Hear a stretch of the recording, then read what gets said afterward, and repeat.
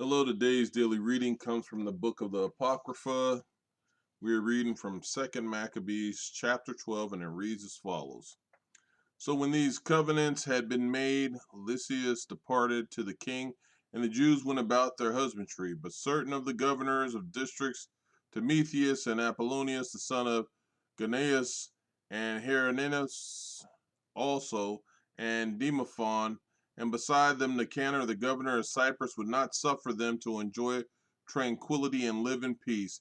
And men of Joppa perpetrated this great impiety. They invited the Jews that lived among them to go with their wives and children into the boats which they had provided, as though they had no ill will toward them. And when the Jews, relying on the common decree of the city, accepted the invitation as men desiring to live in peace and suspecting nothing, they took them out to sea and drowned them, in number not less than 200. But when Judas heard of the cruelty done to his fellow countrymen, giving command to the men that were with him, and calling upon God, the righteous judge, he came against the murderers of his kindred, and set the haven on fire by night, and burned the boats, and put to the sword those who had fled there. But when the town was closed against him, he withdrew, intending to come again to root out the whole community of the men of Joppa. But learning that the men of Gemena were inclined to do in like manner to the Jews that sojourned among them, he fell upon the Jamnites also by night, and set fire to the haven together with the fleet, so that the glare of the light was seen at Jerusalem, 240 furlongs distant. Now, when they had drawn off 9 furlongs from there, as they marched against Timotheus, an army of Arabians attacked him, no fewer than 5,000 footmen and 500 horsemen. And when a sore battle had been fought, and Judas and his company, by the help of God, had good success, the nomads, being overcome, implored Judas to grant them friendship, promising to give him cattle, and to help his people in all other ways. So Judas, thinking that they would indeed be profitable in many things, agreed to live in peace with them, and receiving pledges of friendship, they departed to their tents. And he also fell upon a certain city, Gephraim, strong and fenced about with walls, and inhabited by a mixed multitude of various nations, and it was named Caspin.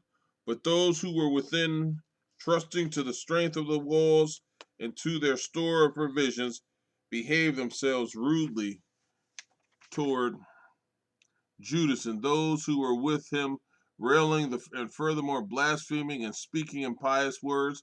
But Judas and his company, calling upon the great sovereign of the world, who without rams and cunning engines of war hurled down Jericho in the times of Joshua, rushed wildly against the wall.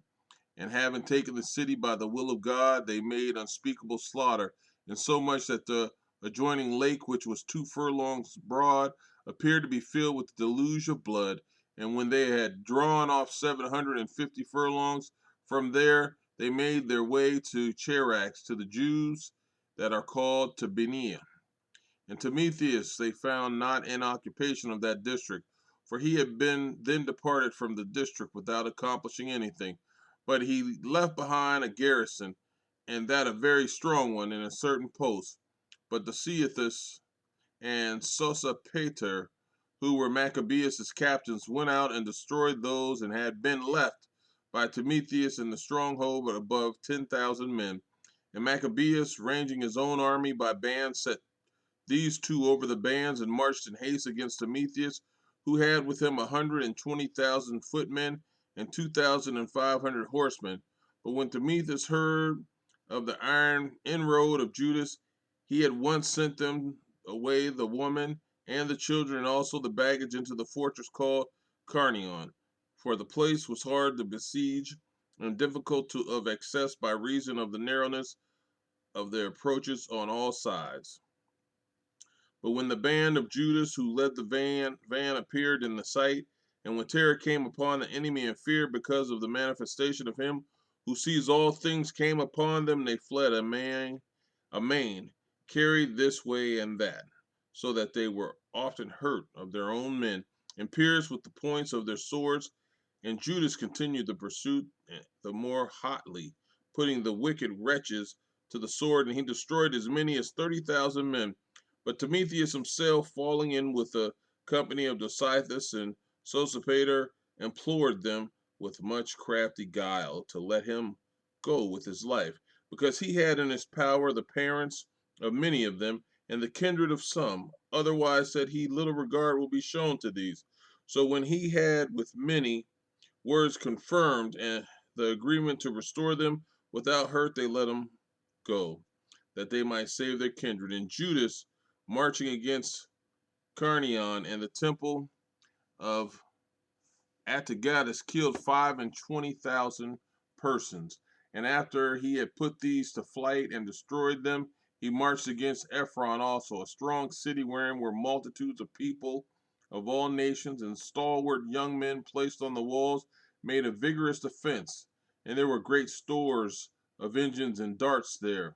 But calling upon the sovereign, who with might breaks in pieces the strength of enemy, they got to the city into their hands and killed as many as 20 and 5,000 of those who were with them. And setting out from there, they marched in haste against Scythopolis, which is a distant from Jerusalem 600 furlongs. But when the Jews that were settled there testified of the goodwill that the Sycopathians had shown toward them, and of their kindly being toward them in the times of their misfortune, they gave thanks and further exhorted them to remain well affected toward the race for their future. And they went up to Jerusalem, the feast of weeks being close at hand. But after the feast called Pentecost, they marched in haste against Gorgias, the governor of Idumea, and he came out with 3,000 footmen and 400 horsemen. And when they had set themselves in array, it came to pass that a few of the Jews fell. And a certain Dositheus, one of the Bassaner's company, who was on horseback, and a strong man, pressed hard on Gorgias, and taking hold of his cloak, drew him along by main force. And while he was inclined to take the accursed man alive, one of the Thracian horsemen bore down upon him and disabled his shoulder, and so Gorgias escaped to Marissa. And when those who were with Esdras had been fighting long and were wearied out, Judas called upon the Lord to show himself fighting on their side and leading the van of the battle. And then, in the language of his fathers, he raised the battle cry, joined with hymns, and rushing unawares upon the troops of Gorgias, put them to fight. And Judas, gathering his army, came to the city of Adullam, and as the seventh day was coming on, they purified themselves according to the custom and kept the Sabbath there. And on the day following, at which time it had become necessary, Judas and his company came to take up the bodies of those who had fallen, and in company with their kinsmen to bring them back to the sepulchres of their fathers. But under the garments of each one of the dead, they found consecrated signs of the idols of Jamnia, which the law forbids the Jews to have anything to do with. And it became clear to all that it was for this cause that they had fallen.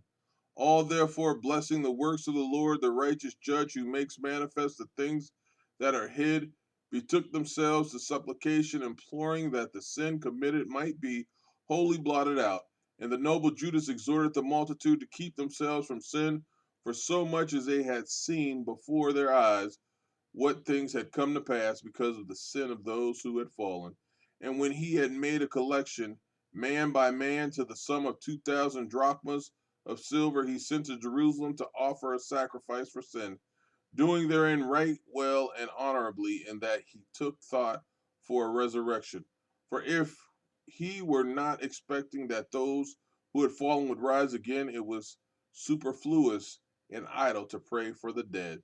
And if he did it, looking to an honorable memorial of gratitude laid up for those who die in godliness, holy and godly was the thought. For that reason, he made the atoning sacrifice for those who had died, that they might be released from their sin. Amen.